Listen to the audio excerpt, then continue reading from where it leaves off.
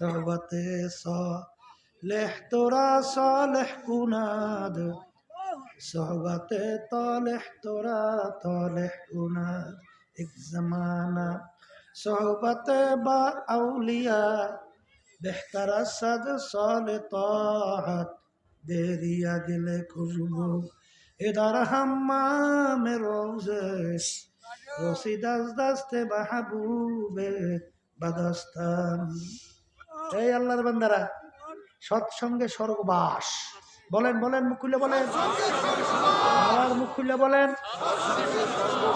অসৎ সঙ্গে বাস্তবতা আছে না যারা চলবো না এই তরিকের সাথে জড়াইছে সাদাবাজি আছে কয়জন আসতে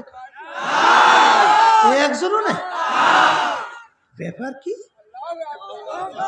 একজনও নেই এই কারণটা কি আল্লাহর বান্দারা আর বাংলাদেশে 5ই আগস্টের পরে হায় হায় হায় হাজার হাজার মায়ের কোল সন্তান হারা হয়ে গেল তখন ওই মায়ের চিৎকার পারা কান্না বন্ধ হয় নাই তখন মা চিৎকার করে কান্দে আর জোরে ডাক দেয় আমার সন্তান আজকে কয়েকদিন পর্যন্ত আমাকে মা বলে ডাক দেন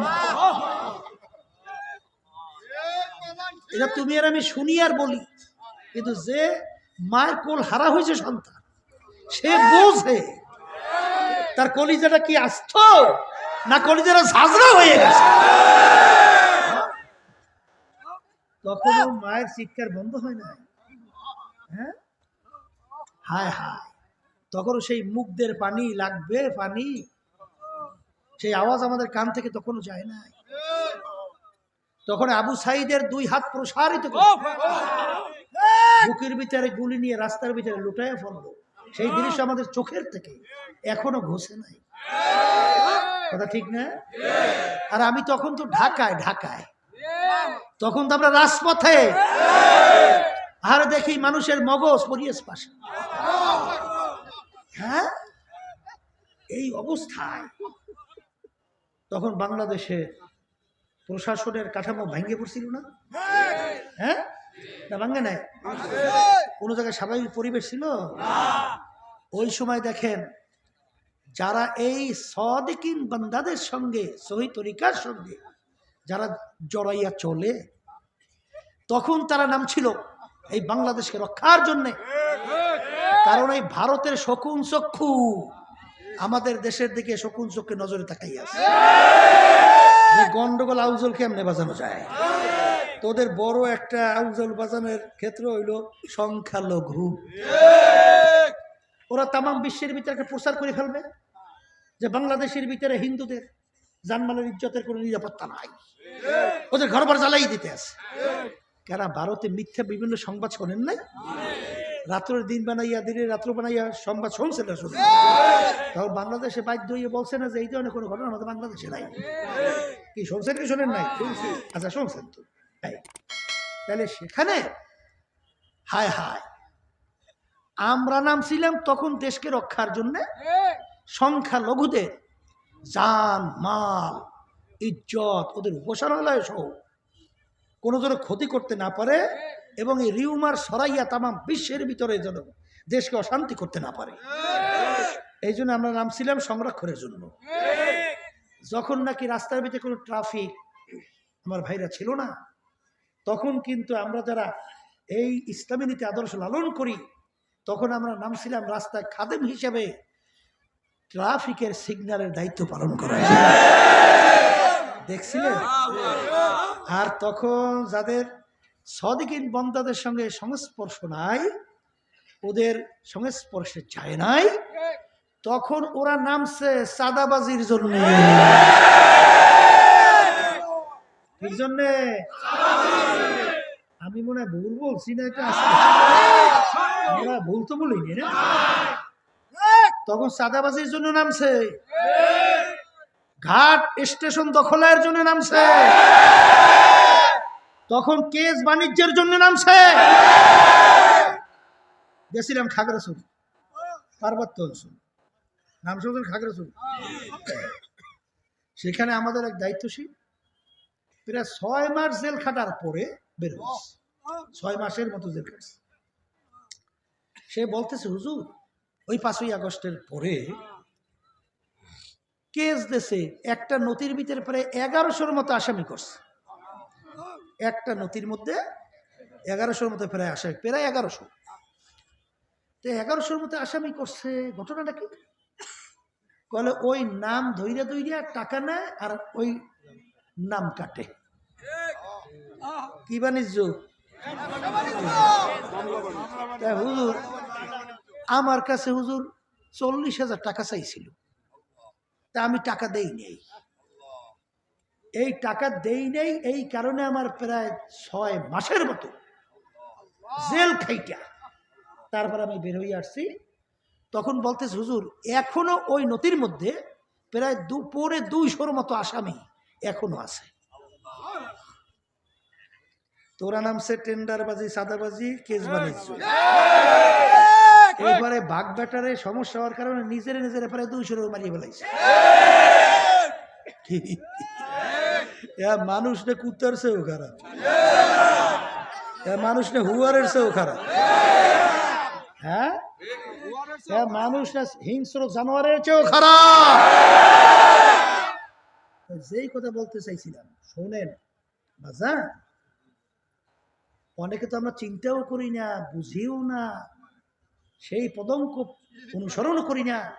এই জন্য তো আল্লাহ রাব্বুল আলামিন বলেন, যহারাল ফাসাদু ফিল বাররি ওয়াল বাহরি বিমা কাসাবাত আইদিন নাস। পানিও ভাগে, স্থল ভাগে, যত বিপদ আপদ মুসিবত সব তোমাদের নিজেদের হাতের কামাল। কিয়ামতের ময়দানে শয়তান ভাষণ দেবে, জানেন? জানেন আল্লাহ বলছে কোরআনুল কারীমে, কথা বোঝে না? যখন কই মালিক শয়তানের জ্বালার সুরে ধোকার জন্য বাড়ি দেয়, তখন শয়তান বক্তব্য দেবে, এইসব বক্তব্য রাখো তো। এই আল্লাহ রাব্বুল আলামিন তোমাদেরকে সঠিক পথে চলার জন্য, বেহেশতে যাওয়ার জন্য নবী পাঠাইছে, রসুল পাঠাইছে প্রায় 1,02,24,000। কথা ঠিক কিনা? তারা তোমাদেরকে আল্লাহ রাসূল সাল্লাল্লাহু আলাইহি ওয়াসাল্লামের পক্ষ থেকে রব্বুল আলামিন প্রায় 32-এর মতো মুজিজা প্রকাশ করাইছে না? প্রায় 32-এর মতো মুজিজা। এত ঘটনা দেখাবার পরেও, সব কিছু জানার পরেও, শোনার পরেও তোমরা নবী রাসূলের কথা শোনো না, আল্লাহর হুকুম অনুযায়ী চলো নাই। আমি তোমাদেরকে গোপনে, আমার দেখো নাই, একটু গোপনে ডাক দিয়েছি, বন্ধু আসো, কোনো কথা নাই, বর্তা নাই, আমারটাকে সারা দিয়ে আসছো, এখন দোষ আমার? ল একসঙ্গে বান্ধে বন্ধে ল জাহান্নামে চল, ওইসব ফাইসলাই বোঝাই বাদ দে। কি কথা ঠিক না? ঠিক। আমি একটু গোপনে তোমাদেরকে আহ্বান করছি, আর তোমরা আমার আহ্বানে সারা দিস, এই দোষ এখন আমার? এই কথা ঠিক, যেই কথা বলতে চাইছিলাম। শোনেন আল্লাহর বান্দারা, এই কথা বলি কেন? আল্লাহর রহমতে আপনাদের দোয়া। এই একটা কথা আছে না, কুলিল্লাহুম্মা মালিকাল মুলক। হ্যাঁ, আল্লাহ রাব্বুল আলামিন দিনে বাদশা বানায়, সন্ধ্যায় ফকির বানায়। এই ঘটনা আমাদের দেশে আছে না? এরশাদ সাহেবের কথা মনে আছে? আমাদের বরিশাল কালিজিরা ব্রিজ, ওই ব্রিজ উদ্বোধন করতে আসছে প্রেসিডেন্ট এরশাদ সাহেব। ওই ব্রিজ উদ্বোধন করে ঢাকা যাইয়ে নামছে হ্যান্ডকাপ। সকালবেলা ধনী রে তুই, ফকির সন্ধ্যাবেলা, নদীর পার ভাঙ্গে পার করে, এই তো নদীর খেলা। সকালে ধনী রে তুই, ফকির সন্ধ্যাবেলা। কথা ঠিক না? কি বুঝলে? ঢাকা যাইয়ে এমন হ্যান্ডকাপ, এখন কি ফকিরের চেয়েও? এই দেশের ভিতরে ফেরাউনি চরিত্র হাসিনা বলছিল, হাসিনা ফালায় না,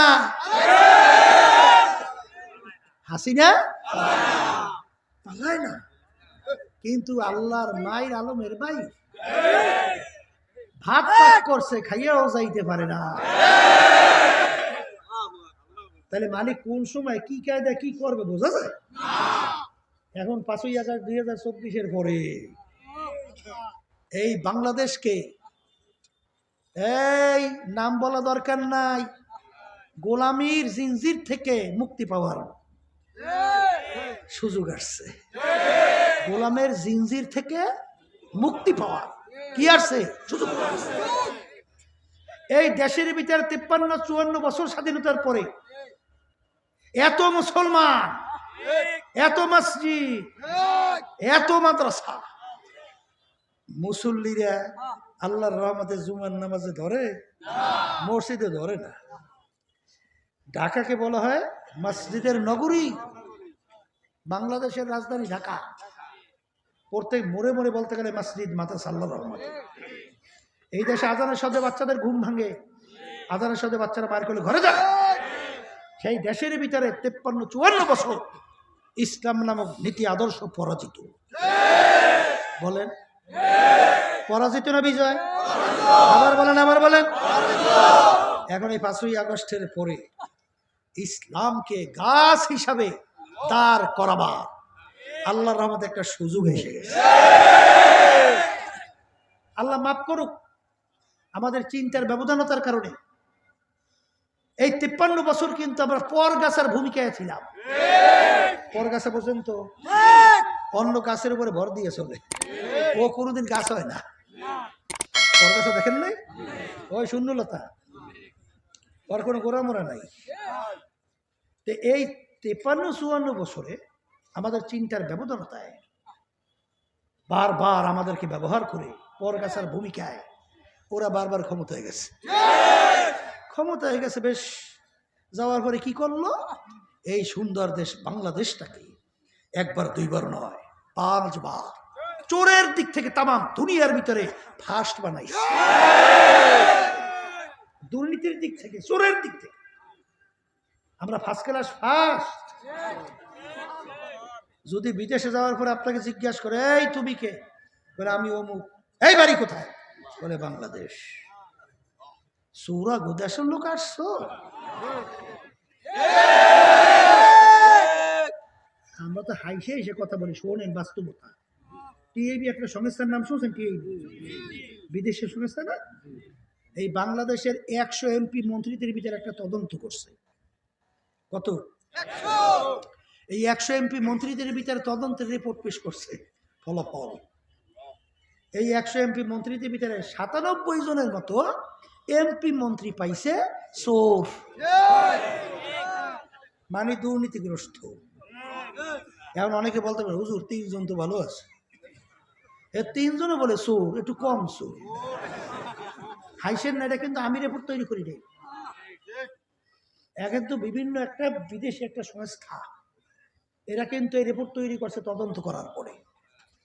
তাই বলেন তো, 100 জন এমপি মন্ত্রী যদি চোর হয়, দুর্নীতিগ্রস্ত হয়, 100 জন মানে 100 জন, তাহলে দেশটা খুব ভালো গেছে না? হ্যাঁ, তাহলে সোরাগো দেশ তোমাগো দেশ হইবে না, আমাগো দেশ হইবে না, ওই অন্য জায়গাটা সোরাগো দেশ এইটাই হবে।